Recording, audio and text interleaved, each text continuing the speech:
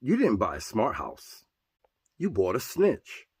Your fridge knows when you're sad. Your TV knows when you're lonely. Your doorbell has better surveillance than the Pentagon in 1997. And the best part? You installed it yourself. You ever notice how horror movies start with someone saying, "It's fine"? That's you, standing in Best Buy, holding a box with a microphone in it. It's fine. It just turns on my lights. At some point, we decided freedom is exhausting. I'd rather shout at a cylinder. So we bought Amazon Echo, Google Nest, Apple HomePod, and Ring Doorbell. These aren't devices. They're corporate roommates that never sleep. And unlike your ex, they actually record everything. But it only listens for the wake word. Right. And casinos only build hotels for the views. It's not just listening for Alexa. It's listening for stress in your voice, arguments in your marriage, financial panic at 2 a.m., symptoms of chest pain searches. You're not using a smart assistant. You're training an algorithm to predict your next weakness. And the real business model is that you think you bought a product, but you didn't. You entered a behavioral mining agreement. Your thermostat tracks when you're home. Your TV tracks what you fear. And your fridge tracks when you're depressed. You think it's about convenience? It's about pattern recognition. Because once they know your pattern, they don't need to ask. They can nudge. And these are propaganda portals you paid for. That massive 4K screen? It's not entertainment. It's an emotional scanner. When you rewind, what you pause, what makes you uncomfortable, what keeps you hooked, it's not just collecting data. It's mapping your psyche.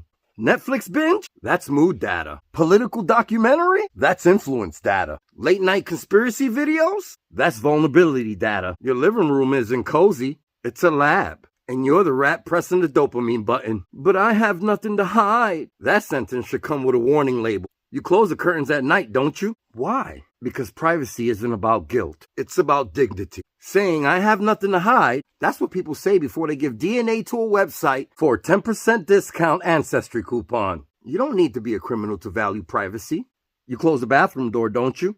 Why? Because it's yours. Now imagine inviting a corporation into your bathroom and saying, "Don't worry, just track my bowel movement trends for optimization." That's your smart toilet in 2030. You don't need to be a conspiracy theorist to not have your behavioral blueprint auctioned in milliseconds to the highest bidder. Data brokers don't care about your secrets. They care about your predictability. Predictable people are steerable people. The creepiest part nobody talks about? It's not that they're watching. It's that they're learning. Machine learning doesn't judge you. It models you, your fears, your habits, your impulses. And once a system can predict your decisions better than you can, that's not marketing. That's manipulation at scale. You're not the customer. You're the test subject with Wi-Fi. The Trojan horse wasn't hidden. That's the punchline. The Greeks at least disguised the soldiers. Tech companies just said, "Hey, this one has better bass." And we said, "Do you take Apple Pay?" Convenience is the new currency of control. We used to fight governments over surveillance. Now we ask, does it come in mate black? We traded autonomy for automation. You don't walk to turn off lights. You surrender metadata. You don't adjust the thermostat. You surrender occupancy logs. You don't knock on doors. You live stream your porch to a cloud server. The cloud. What a cute word. Sounds like heaven, but it's just someone else's computer. And here's the nuclear truth. Smart homes aren't about today.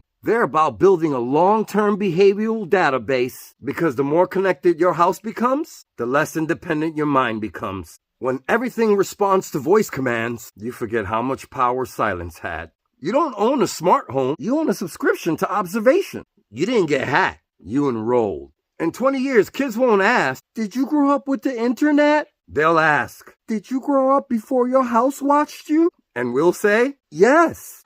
And they'll say, "Why did you let them in?" And we won't have a good answer, because the truth is, it played music. Laugh through the madness.